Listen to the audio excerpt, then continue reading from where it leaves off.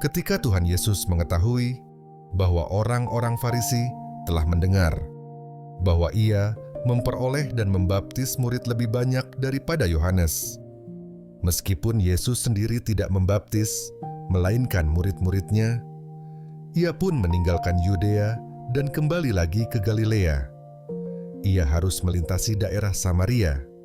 Maka sampailah Ia ke sebuah kota di Samaria yang bernama Sikar, dekat tanah yang diberikan Yakub dahulu kepada anaknya, Yusuf.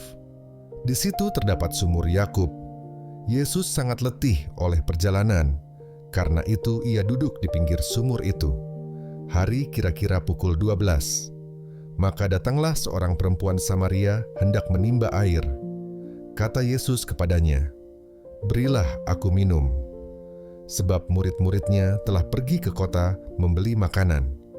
Maka kata perempuan Samaria itu kepadanya, "Masakan engkau, seorang Yahudi, minta minum kepadaku, seorang Samaria?" Sebab orang Yahudi tidak bergaul dengan orang Samaria. Jawab Yesus kepadanya, "Jikalau engkau tahu tentang karunia Allah, dan siapakah dia yang berkata kepadamu, 'Berilah aku minum,' niscaya engkau telah meminta kepadanya, dan ia telah memberikan kepadamu air hidup." Kata perempuan itu kepadanya, "Tuhan, engkau tidak punya timba, dan sumur ini amat dalam. Dari manakah engkau memperoleh air hidup itu? Adakah engkau lebih besar daripada bapa kami, Yakub, yang memberikan sumur ini kepada kami, dan yang telah minum sendiri dari dalamnya, ia serta anak-anaknya dan ternaknya?" Jawab Yesus kepadanya, "Barang siapa minum air ini, ia akan haus lagi. Tetapi barang siapa minum air yang akan kuberikan kepadanya, ia tidak akan haus untuk selama-lamanya. Sebaliknya, air yang akan kuberikan kepadanya akan menjadi mata air di dalam dirinya, yang terus-menerus memancar sampai kepada hidup yang kekal." Kata perempuan itu kepadanya, "Tuhan, berikanlah aku air itu, supaya aku tidak haus dan tidak usah datang lagi ke sini untuk menimba air." Kata Yesus kepadanya, "Pergilah, panggillah suamimu dan datang ke sini." Kata perempuan itu, "Aku tidak mempunyai suami." Kata Yesus kepadanya, "Tepat katamu, bahwa engkau tidak mempunyai suami, sebab engkau sudah mempunyai 5 suami, dan yang ada sekarang padamu bukanlah suamimu. Dalam hal ini engkau berkata benar." Kata perempuan itu kepadanya, "Tuhan, nyata sekarang padaku bahwa engkau seorang nabi. Nenek moyang kami menyembah di atas gunung ini, tetapi kamu katakan bahwa Yerusalemlah tempat orang menyembah." Kata Yesus kepadanya, "Percayalah kepadaku, hai perempuan, saatnya akan tiba bahwa kamu akan menyembah Bapa bukan di gunung ini dan bukan juga di Yerusalem. Kamu menyembah apa yang tidak kamu kenal, kami menyembah apa yang kami kenal, sebab keselamatan datang dari bangsa Yahudi. Tetapi saatnya akan datang dan sudah tiba sekarang, bahwa penyembah-penyembah benar akan menyembah Bapa dalam roh dan kebenaran. Sebab Bapa menghendaki penyembah-penyembah demikian. Allah itu roh, dan barang siapa menyembah Dia, harus menyembahnya dalam roh dan kebenaran."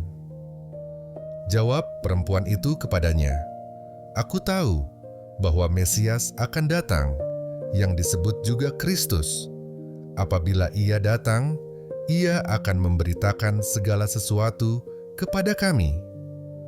Kata Yesus kepadanya, "Akulah Dia yang sedang berkata-kata dengan engkau." Pada waktu itu, datanglah murid-muridnya dan mereka heran bahwa ia sedang bercakap-cakap dengan seorang perempuan. Tetapi tidak seorang pun yang berkata, "Apa yang engkau kehendaki?" atau "Apa yang engkau percakapkan dengan dia.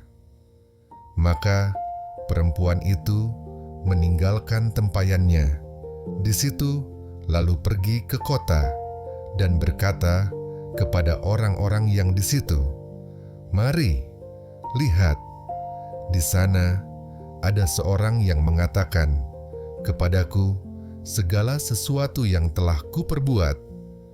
Mungkinkah dia Kristus itu?"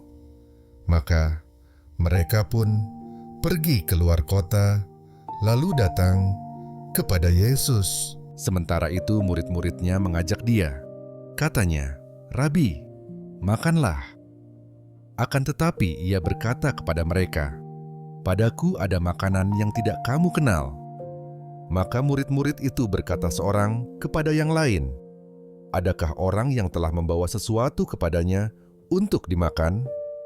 Kata Yesus kepada mereka, "Makananku ialah melakukan kehendak Dia yang mengutus aku dan menyelesaikan pekerjaannya. Bukankah kamu mengatakan, 4 bulan lagi tibalah musim menuai? Tetapi aku berkata kepadamu, lihatlah sekelilingmu dan pandanglah ladang-ladang yang sudah menguning dan matang untuk dituai. Sekarang juga penuai telah menerima upahnya, dan ia mengumpulkan buah untuk hidup yang kekal, sehingga penabur dan penuai sama-sama bersukacita. Sebab dalam hal ini, benarlah peribahasa, yang seorang menabur dan yang lain menuai. Aku mengutus kamu untuk menuai apa yang tidak kamu usahakan. Orang-orang lain berusaha, dan kamu datang memetik hasil usaha mereka." Dan banyak orang Samaria dari kota itu telah menjadi percaya kepadanya karena perkataan perempuan itu yang bersaksi, "Ia mengatakan kepadaku segala sesuatu yang telah kuperbuat."